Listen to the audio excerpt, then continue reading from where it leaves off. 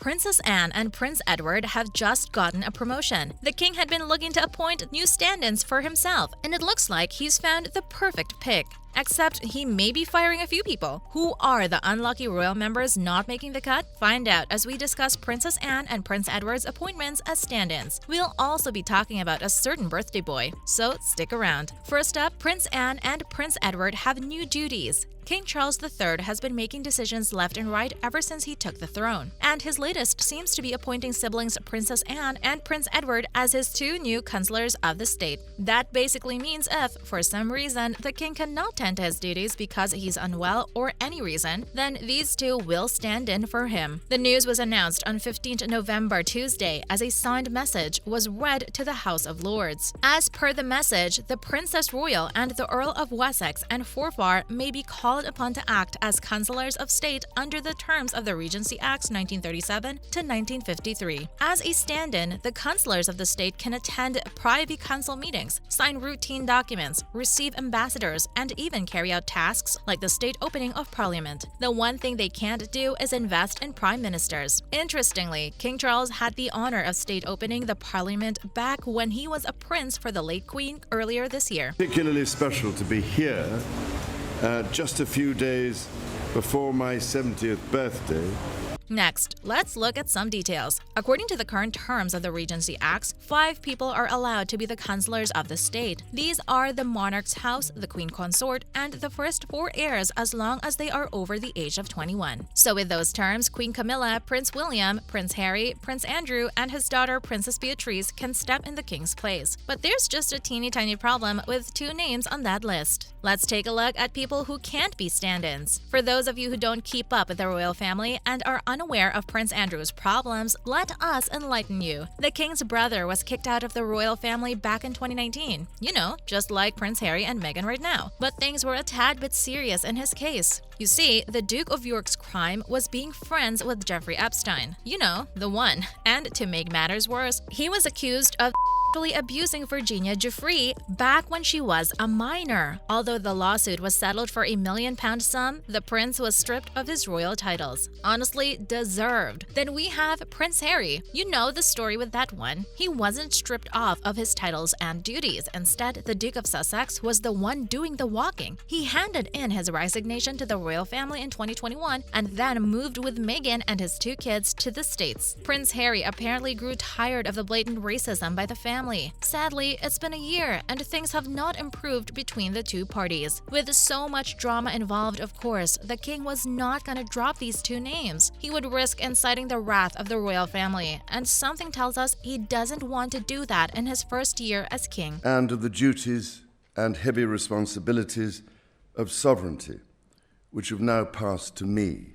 Moving on, what else is the king up to? Queen Elizabeth II was not as provocative as the king when it came to these kinds of matters. She did not resolve these issues before her death, but Charles, on the other hand, has been king for 2 months now and is already checking things off his to-do list. He's looking into increasing the number of royals who can stand in for him. The move comes after serious pressure from the parliament to do so. Apparently, they weren't all on board with the idea of a offender taking on the duties of a monarch. Labour peer Viscount Stansgate was the one who pointed it out. The issue was first brought up in the House of Lords last month in October, and that's when Buckingham Palace got to work. The legislation is going to be under the Councillors of State Bill and will be approved by the British Parliament by the end of the year. If the legislation does go through, that means King Charles and Camilla can go about their royal tour in 2023 without worrying about tending to their royal duties. Now, a look at the new hires. Believe it or not, Princess Anne and Prince Edward have been around the block before as well. Princess Anne was the Councillor of State back in 1971. She held the position until 2003. That's when Prince William, who's now the first in line to the British throne, turned 21, and so Anne had to step down. As for Prince Edward, he took the seat in 1985 and performed his duties until 2005. Much like Anne, he had to step down because Prince Harry turned 21 that year. Moving on, the king as park ranger. The king recently celebrated his 74th birthday, and we're the ones who got a birthday present. An official photograph of the birthday boy was released, showing him as a ranger of Windsor Great Park. Say what you want, but we think the king looks rather dapper rapper leaning on an ancient oak tree in the park against the autumn sunshine. There's a meaning behind the photo, as his father, Prince Philip, too,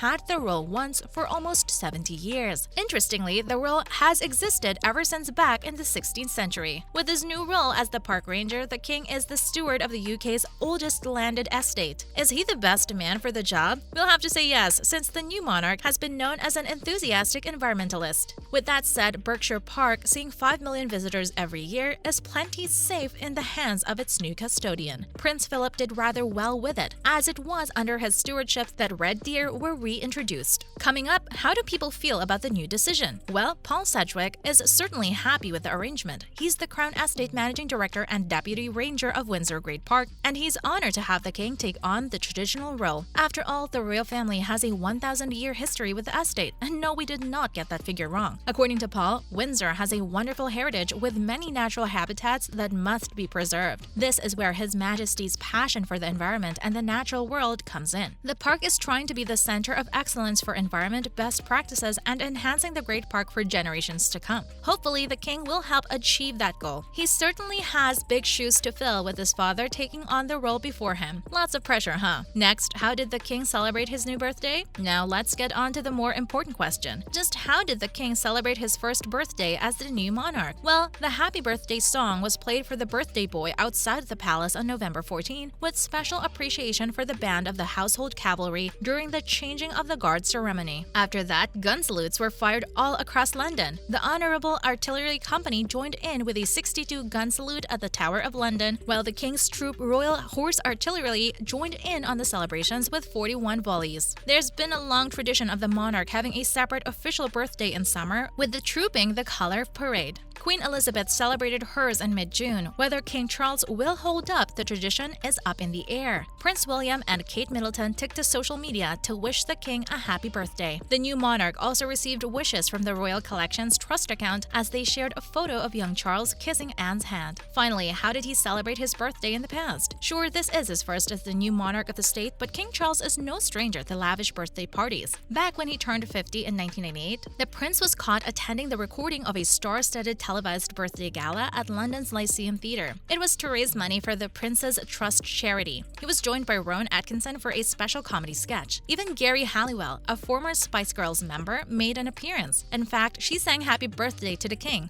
And we bet nothing ever topped that from him. To make matters even more interesting, she sang in the rendition that actress Marilyn Monroe did for President John F. Kennedy. Other than that, Charles has even been overseas a couple of times to celebrate the big day. Alright, that's a wrap for this video. What do you think of the new changes? Do you think they should give Prince Harry a chance? Let us know your thoughts in the comment section below. Make sure to leave a like and subscribe to our channel for more videos like this. Bye now!